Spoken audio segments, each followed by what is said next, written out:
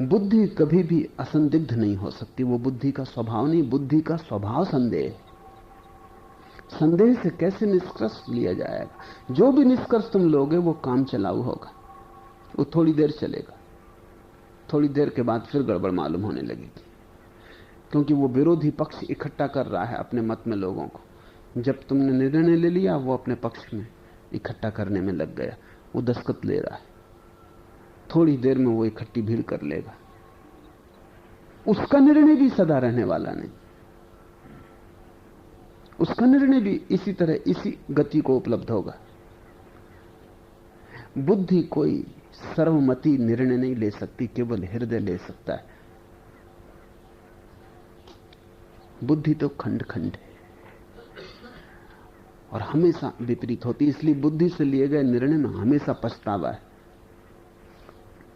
अगर तुम तय करो कि ये करूं, क्योंकि जीवन में हजार विकल्प हैं, कर तो तुम एक ही सकते हो।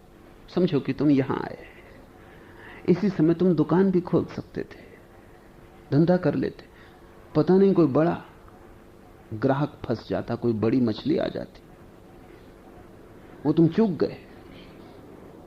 अब तुम घर पहुंचोगे वापस, पड़ोसी कहेंगे अरे कहां गए थे? फला फला आदमी आया था, पूछता था। पश्चाताप शुरू हुआ कि नाहक गए, क्या सार पा लिया कबीर में,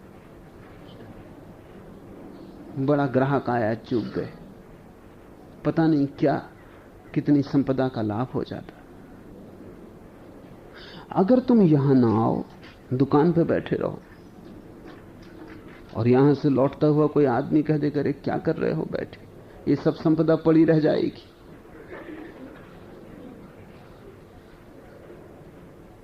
हम कबीर को सुन के चले आ रहे हैं, अमृत बरसा, हृदय गदगद हो गया, तुम यहां बैठे क्या कर रहे हो, क्यों अपना जीवन गंवा रहे हो? मन पछताएगा।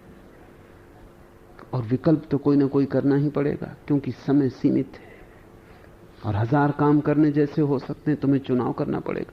तुम जो भी चुनोगे बुद्धि से पछताओगे, क्योंकि जो विकल्प तुमने नहीं चुने, पता नहीं उनको चुनते तो क्या होता। बुद्धि हमेशा सोचती है अगर ऐसा करते तो पता नहीं क्या होता, अगर ऐसा ना करते तो पता नहीं क्या होता। बुद्धि लौट लौट के पछताती है, बुद्धि लौट लौट के अपने घाव को खुजलाती है और पछताती है। इसलिए तुम कुछ भी करो, विवाह करो तो पछताओगे, न विवाह करो तो पछताओगे। विवाह करने वाले लोग आते हैं, वो कहते हैं कहां उलझ गए, अब कैसे बाहर निकले। जिनने नहीं विवाह किया है वो कहते हैं कि कैसे प्रवेश करें, क्योंकि बिना अनुभव के, अनुभव तो जरूरी है। मुझसे लोग पूछते हैं युवा आके कि विवाह करें या ना करें, मैं उनसे कहता हूं कुछ भी करो पछताओगे। एक बात तय है, बाकी तुम जो भी करना हो कर लो, पछताना सुनिश्चित है। बुद्धि सदा ही पछताती है। क्यों ऐसा होता है? क्योंकि आधा हिस्सा जो विपरीत खड़ा है वो राह देख रहा है अपने मौके की, कि जब वो तुमसे कहे कि देखो मैंने कहा था ऐसा मत करो, किया, पछताओ, आगे मेरी सुनना। जब तक तुम किसी अखंड निर्णय पर न पहुंचोगे, अखंड जिसमें तुम्हारी समग्रता सम्मिलित हो, तब तक तुम पछताते ही रहोगे। तब तक तुम्हारा जीवन एक पश्चाताप से ज्यादा कुछ भी नहीं होगा। और वो अखंड तभी उपलब्ध होगा जब तुम निष्पक्ष हो जाओ। पखा पखी के पेखने सब जगत भुलाना, निरपख होई हरि भजे सो साध सयाना। वही साधु सयाना है जिसने सब पक्ष छोड़ दिए, खंड छोड़ दिए, जो सिर्फ प्रेम में लीन हो रहा है।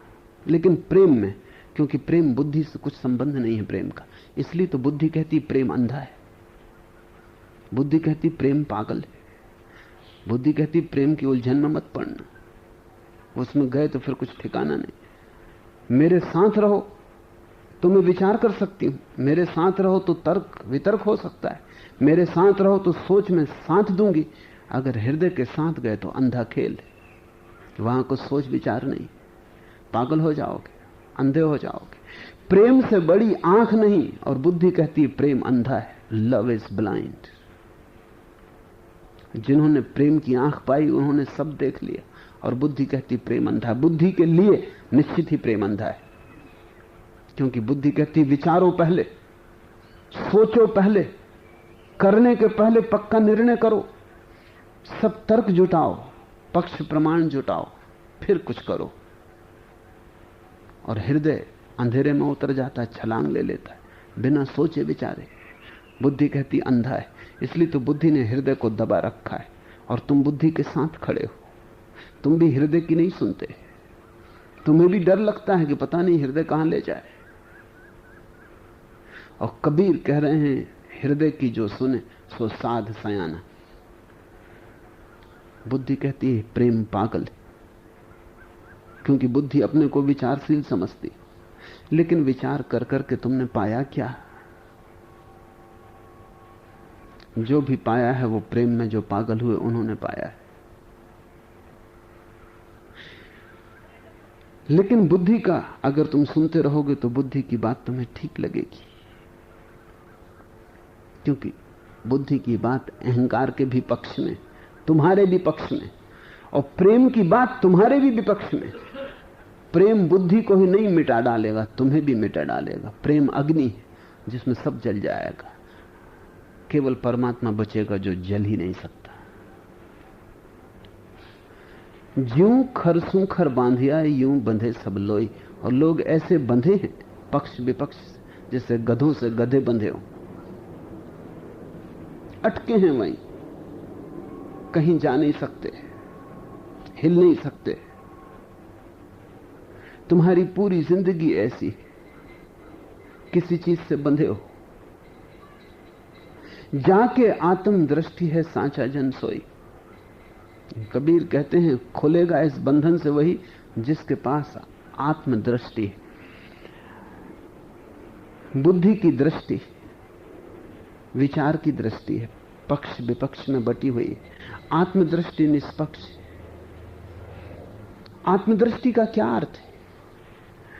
आत्मदृष्टि का अर्थ है जिसने सारे खंड बुद्धि के त्याग दिए और जो अपने भीतर अपने केंद्र पर उतर गया। अभी तुम खोपड़ी में बैठकर जगत को देख रहे हो। एक और ढंग है जगत को देखने का कि तुम सिर से नीचे उतर जाओ हृदय में, जीवन के केंद्र पर जहां आत्मा है, वहां से जगत को देखो। आत्मदृष्टि का अर्थ है अपने केंद्र से देखना, और बुद्धि का अर्थ है परिधि से देखना। जब तुम आत्मदृष्टि से जगत को देखते हो सब कुछ बदल जाता है, एक नया ही आविर्भाव होता है।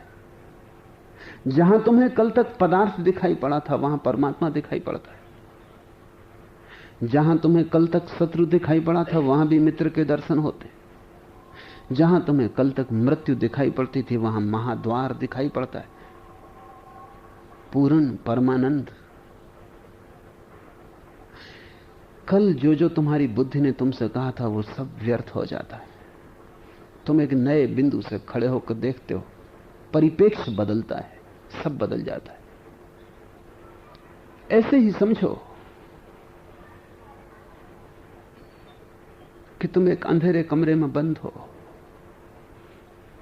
और एक जरा सा सुराख है दीवार में और तुम उसी से जगत को देखते हो। कुछ कुछ दिखाई पड़ता है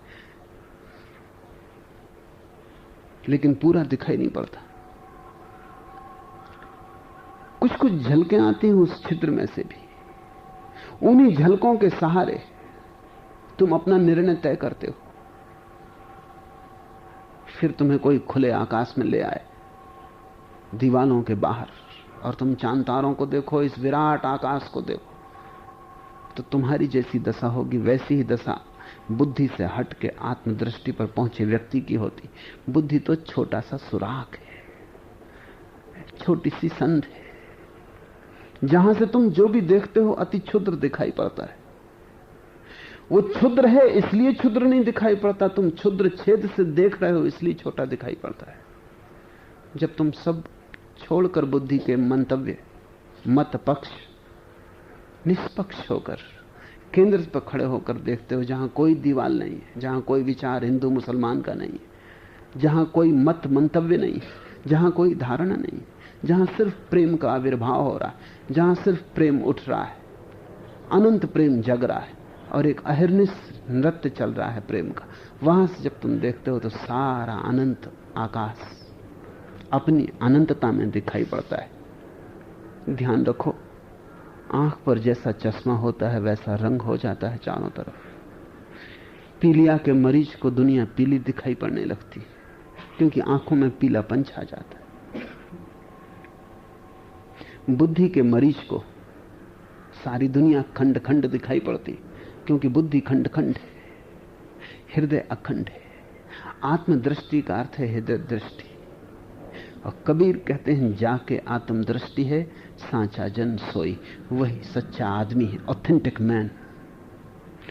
उसके पहले तो तुम सिर्फ नाम मात्र के आदमी हो। आदमी हो क्योंकि आदमी से तुम्हारी सकल सूरत मिलती जुलती, बस। अन्यथा तुम में और पशु में कोई भेद नहीं उसके पहले। ये पशु शब्द बड़ा प्यारा है, और पशु का अर्थ होता है जो बंधा हुआ है। पास शब्द से बना है पशु, पास जो बांधे, पशु जो बंध जाए। पशु शब्द बहुत महत्वपूर्ण है। इसका अर्थ जानवर नहीं, इसका अर्थ है बंधा हुआ, जंजाल में पड़ा हुआ। तुम तब तक पशु हो जब तक आत्मदृष्टि नहीं। जाके आत्म दृष्टि है सांचा जन सोई, वही पहली दफा मनुष्य हुआ, वही पहली बार वास्तविक अर्थों में मानव हुआ। पशुता छूटी, बंधन गिरे, खुले आकाश में आया, बंदी ना रहा, मुक्त हुआ। एक एक जिन जानिया तिन्हीं सच पाया, ये बड़ा क्रांतिकारी वचन। एक एक जिन जानिया तिन्हीं सच पाया। कबीर कहते हैं, और कभी सत्य को भीड़ ने नहीं पाया है। एक एक जिन जानिया, तो कभी हिंदुओं की भीड़ सत्य को नहीं पाती है और न मुसलमानों की भीड़ सत्य को पाती है। जब भी किसी ने सत्य को पाया, एक एक, अकेला अकेला। कभी भीड़ वहां तक गई नहीं है, इसलिए तुम भीड़ के हिस्से मत बनो। तुम मत कहो कि मैं हिंदू हूं, क्योंकि हिंदू कहने का अर्थ है तुम हिंदू भीड़ के हिस्से हो। कभी भीड़ वहां गई, कभी समाज वहां पहुंचा, कभी समूह ने उसे उपलब्ध किया। जब भी कोई गया, बुद्ध, महावीर, कृष्ण, क्राइस्ट, कबीर, एक एक एक एक जिन जानिया, उसे तो बस अकेले अकेले नहीं जाना है। तुम अकेले हो जाओ, भीड़ के हिस्से बन के तुम उसे न जान सकोगे। भीड़ के हिस्से बन के ही तुम उसे जानने से वंचित रह गए हो। अकेला होना बड़ा कठिन, क्योंकि भीड़ का बड़ा सहारा मालूम पड़ता है। भीड़ की वजह से तो तुम हजार तरह के अज्ञान में उलझे हो, लेकिन सुविधा मालूम पड़ती है। क्योंकि जो भीड़ करती, इतने लोग कर रहे हैं, तो तुम्हें लगता है ठीक ही होगा। इतने लोग मंदिर जा रहे हैं, ठीक ही होगा। करोड़ों लोग कुंभ के मेले में इकट्ठे हो रहे हैं, करोड़ों लोगों की भीड़ देखकर तुम्हारे मन को लगता है जब इतने लोग कर रहे हैं, जरूर ठीक होगा। जैसे कि भीड़ से ठीक होने का कोई संबंध हो। भीड़ से क्या संबंध है सत्य का? उल्टी ही बात है। एक अकेला तो सच हो सकता है, भीड़ तो कभी सच नहीं हुई। और मजा ऐसा है कि तुम सोचते हो 1 करोड़ लोग जब गंगा स्नान को जा रहे हैं तो जरूर कोई राज होगा। वो 1 करोड़ भी यही सोच रहे हैं, उनमें से सभी यही सोच रहे हैं। तुमने कहानी सुनी होगी कि एक सम्राट ने एक तालाब खुदवाया और उसने अपनी पूरी प्रजा को सूचना दी कि सभी 1-1 लोटा दूध लाके उसमें डाल दें। 1-1 लोटा दूध भी सारी प्रजा डाल देगी तो सरोवर दूध से भर जाएगा। सभी ने सोचा कि 1 लोटा अगर पानी रात अंधेरे में डाला है, किसको पता चलता है? लेकिन सभी ने ऐसा सोचा। सभी लोग एक एक लोटा पानी रात उसमें डाला है, सुबह तालाब तो भर गया लेकिन पानी से भरा था, दूध का वहां पता ही ना था। क्योंकि तुम जैसा सोचते हो वैसा ही तो दूसरा भी सोच रहा है। तुम्हारी और दूसरे की बुद्धि एक जैसी है, उनके गणित एक जैसे हैं। तुम देखते हो करोड़ लोग कुंभ जा रहे हैं, तुम भी चले, उठाया डेरा बांधा, इतने लोग जा रहे हैं, जरूर कुछ हो रहा हो। वो करोड़ भी इसलिए जा रहे हैं कि उन्होंने भी तुमको डेरा उठाते देखा कि जब तुम जा रहे हो, तुम जैसा बुद्धिमान आदमी, जरूर कुछ मामला होगा। ज्यों खरसू खर बांधिया, सा गधे से गधे बंधे और चले जा रहे हैं।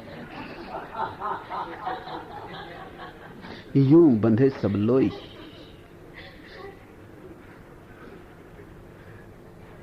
नहीं, भीड़ कोई तर्क नहीं।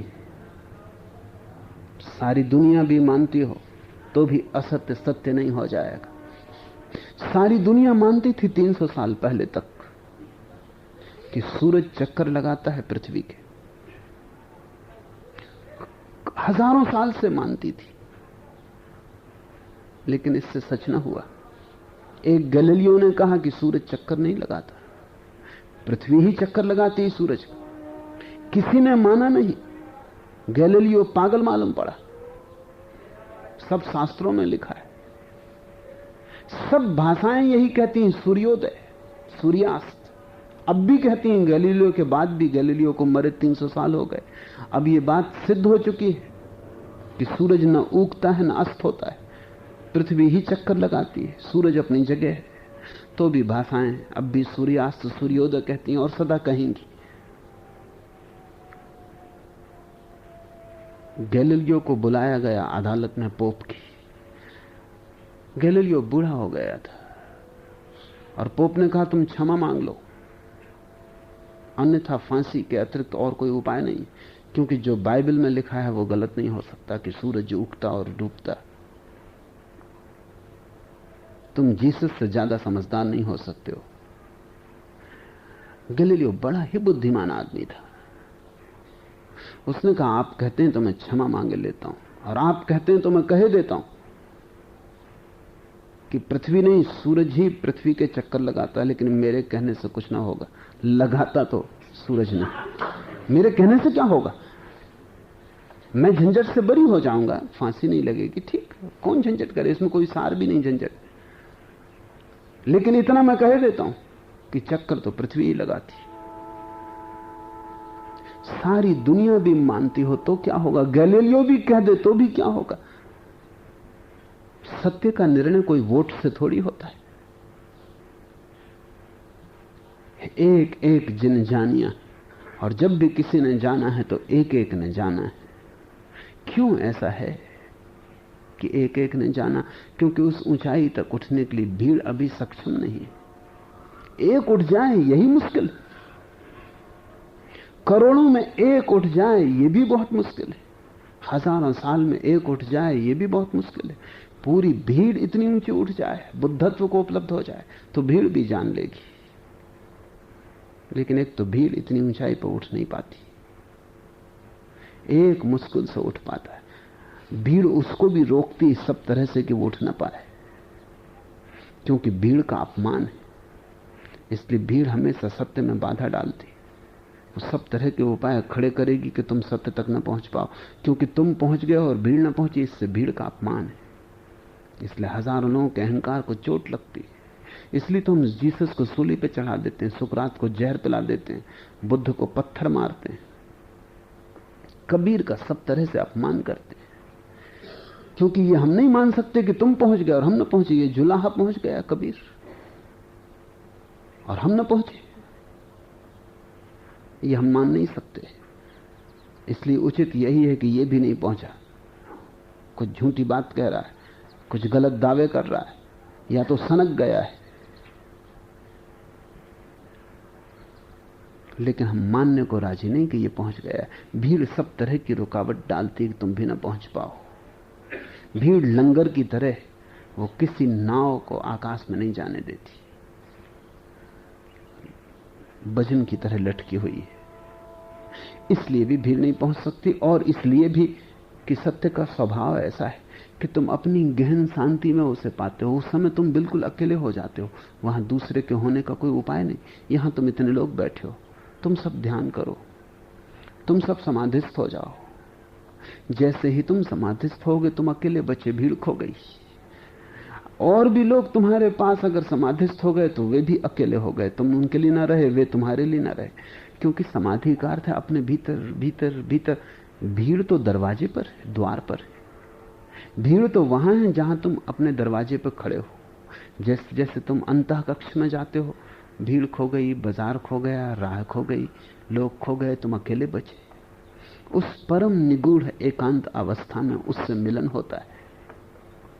वहां कोई दूसरा दर्शक भी नहीं होता, गवाह भी नहीं होता। इसलिए तो कोई गवाह खड़े नहीं किए जा सकते। अगर मैं कहूं कि मेरे अंतर निगूढ़ में मिलन हो गया, तो तुम पूछोगे गवाह कौन है? गवाह कोई भी नहीं, क्योंकि वहां कोई गवाह हो ही नहीं सकता। या तो मेरी मान लो या मत मानो, लेकिन गवाह कोई भी नहीं है। और तुम्हारा मन करेगा कि न मानो, क्योंकि अहंकार कहेगा कि ऐसे कैसे हो सकता है, तुम वंचित रह गए और ये आदमी पहुंच गए, ये नहीं हो सकता। लेकिन अगर तुमने मना किया कि कबीर नहीं पहुंचते, बुद्ध नहीं पहुंचते, तो तुम्हारे पहुंचने का द्वार सदा के लिए बंद हो गया। तुमने अपने हाथों कुल्हाड़ी मार ली अपने पैरों पर। अगर तुमने ये स्वीकार किया कि हां कबीर पहुंच गए, तो तुम्हारे पहुंचने का भी द्वार खुला है। अगर कबीर पहुंच सकते हैं तो मैं भी पहुंच सकता हूं, ये संभावना खुली। अगर कबीर के लिए संभव हुआ तो मुझे क्यों असंभव होगा? श्रद्धा और अश्रद्धा का यही फर्क है। अश्रद्धा से तुम कबीर को नुकसान नहीं पहुंचाते, अपने ही पैर पर कुल्हाड़ी मार लेते हो। श्रद्धा से तुम कबीर के कोई गुणगान करके उनकी कोई महिमा को बढ़ा नहीं देते, उनकी महिमा बढ़ नहीं सकती। लेकिन श्रद्धा के भाव से तुम अपनी संभावना का द्वार खोल लेते हो। एक एक जिन जानिया तिन ही सच पाया। अकेले में होगा ये मिलन, परम एकांत में आएगी ये घड़ी। भीड़ में नहीं होगा ये विवाह। बारात पीछे छूट जाएगी। जब ये भांवर पड़ेंगी तब कोई भी ना होगा। जब ये भांवर पड़ेंगी तो पंडित तक ना होगा जो वेद का उच्चार करे। इसलिए तो कबीर कहते हैं ब्रह्मा वेद उच्चार, स्वयं अस्तित्व ही पाठ कर रहा है वेद का, कोई और गवाह नहीं। या तो परमात्मा गवाह है या कबीर गवाह है, तीसरा कोई मौजूद नहीं। एक एक जिन जानिया तिन ही सच पाया, प्रेमी प्रीति ल्यों लीन मन ते बहुर न आया। और फिर जब एक से एक का मिलन हो गया तो फिर कोई लौटना नहीं। प्रेमी प्रीति ल्यों लीन मन, और फिर मन ऐसा लीन हो गया प्रेम में, प्रीति में, कि वहां से लौटना कैसे। कवि कहते हैं कि भंवरा ऐसा लीन हो जाता है कमल में कि कमल की पखरियां बंद हो जाती और भंवरा उड़ता नहीं, भीतर ही बंद हो जाता है। ऐसा लीन हो जाता है प्रेमी का मन, राम स्नेही का मन, कि अस्तित्व की कलियां चारों तरफ से आके बंद हो जाती। परमात्मा सब तरफ से घेर लेता है और डुबा देता है। फिर बहुरी न आया, पूरे की पूरी दृष्टि पूरा करी देखे। कहे कबीर कुछ समझ न पड़े, यह कछु बात अलेखे। पूरे की पूरी दृष्टि। और इस घड़ी में जब तुम बिल्कुल एकांत और अकेले हो, जब तुम अपनी आत्मा पर खड़े हो, जब तुम अपनी परिधि पर नहीं अपने केंद्र पर हो, तब पूर्ण दृष्टि का उदय होता है। तुम पूर्ण होते हो, तुम्हारी दृष्टि पूर्ण होती है, और तुम्हारी पूर्ण दृष्टि में पूर्ण का आभास होता है। पूरे की पूरी दृष्टि। अभी तो तुम्हारी दृष्टि अधूरी होगी। अधूरे तुम हो। अधूरे तुम क्यों हो? क्योंकि तुम्हारी सब तृष्णा अधूरी है, इसलिए तुम अधूरे हो। अगर मौत आए और कहे चलो वक्त हो गया, तो तुम कहोगे ठहरो, थोड़े काम पूरे कर लेने दो। बहुत वचन दिए, बहुत से काम चला दिए, अधूरे पड़े हैं, इन्हें पूरा कर लेने दो। लेकिन तुम इन्हें कभी पूरा न कर पाओगे, क्योंकि एक वचन को पूरा करने में 1000 वचन और देने पड़ते। ये हमेशा अधूरे रहेंगे। संसार का ढंग पूरा होने का है ही नहीं, अधूरा होना इसका स्वभाव है। यहां कोई कभी पूरा हो नहीं पाता। यहां पूरा तो वही होता है जो ये समझ लेता है कि तृष्णा दुष्पूर है। तृष्णा कभी पूरी नहीं होती, पूरे करने से कभी पूरी नहीं होती, बस छोड़ दी तो पूरी हो जाती। यहां तो जिसने ये समझ लिया कि जब तक तुम छाया के पीछे भागोगे, भागते ही रहोगे, तुम छाया की फिक्र छोड़ो, अपनी यात्रा पर चलो, छाया तुम्हारे पीछे चलती। जो तृष्णा के पीछे चलता है वो हमेशा अधूरा अनुभव करता है, और जिसने तृष्णा की तरफ पीठ कर ली, तृष्णा उसके पीछे चलने लगती, वो सदा अपने को पूरा अनुभव करता है। पूरे की पूरी दृष्टि पूरा करी देखे। जब कोई तृष्णा नहीं रह जाती तब तुम पूरे हो, और उस पूर्णता में ही पूरी दृष्टि होती, और उस पूरी दृष्टि में ही पूर्ण परमानंद, वो जो पूर्ण सब तरफ है, उसकी झलक आती। कहे कबीर कुछ समझ न पड़े या कछु बात अलेखे। और पूर्ण समझ नहीं पड़ता, क्योंकि समझ पीछे छूट गई, समझने वाला पीछे छूट गया, समझने के ढंग, समझने की व्यवस्था पीछे छूट गई, विचार, बुद्धि, तर्क सब पीछे छूट गए। समझ किसकी पड़े अब? इसलिए समझ नहीं पड़ता। कहे कबीर कुछ समझ न पड़े। अब ये जो हो रहा है, पूर्ण के ऊपर पूर्ण का मिलन, पूर्ण पर पूर्ण की वर्षा, ये जो पूर्ण से पूर्ण का ब्याह हो रहा है, कहे कबीर हम ब्याही चले पुरुष एक अविनाशी। ये जो घटना घट रही है, जो अनघट, जिसकी की कल्पना भी नहीं की जा सकती, ये समझ नहीं पड़ती बात। कह कबीर कुछ समझ न पड़े, यह कुछ बात अलेखे। और ये कुछ बात ऐसी है कि कहीं लिखी भी नहीं, कि पढ़ ली होती, कि पढ़ के पहले समझ ली होती, कि तैयार होके आ गए होते। न कहीं लिखी है, न कहीं सुनी है, न किसी ने बताई है पहले। ये कुछ बात ऐसी अलिखी है, और समझ बिल्कुल नहीं पड़ती।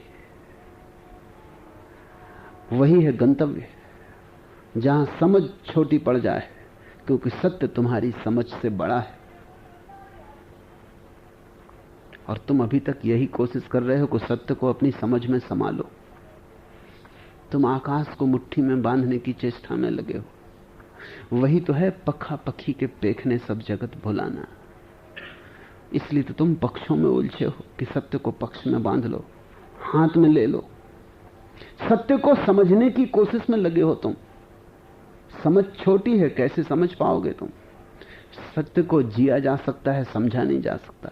सत्य हुआ जा सकता है, समझा नहीं जा सकता। यही कबीर कह रहे हैं कि वो पूर्ण का उदय हो गया। यहां भी पूर्ण, वहां भी पूर्ण, दोनों का मिलन हो गया। लेकिन बात समझ में नहीं पड़ती। दार्शनिक समझने की कोशिश में लगे, धार्मिक जीने की कोशिश में। सत्य को जीने की फिक्र करो, समझने की व्यर्थता में मत पड़ो। कोई कभी नहीं कर पाया, तुम भी न कर पाओगे। जी सकते हो, ईश्वर हो सकते हो, ईश्वर को जान नहीं सकते। ईश्वर के साथ एक हो सकते हो, ईश्वर के सिद्धांत को निर्मित नहीं कर सकते। ईश्वर का शास्त्र नहीं बना सकते, ईश्वर का जीवन बना सकते हो। इसलिए कह कबीर कुछ समझ न पड़े, या कछु बात अलेखे। आज इतना ही।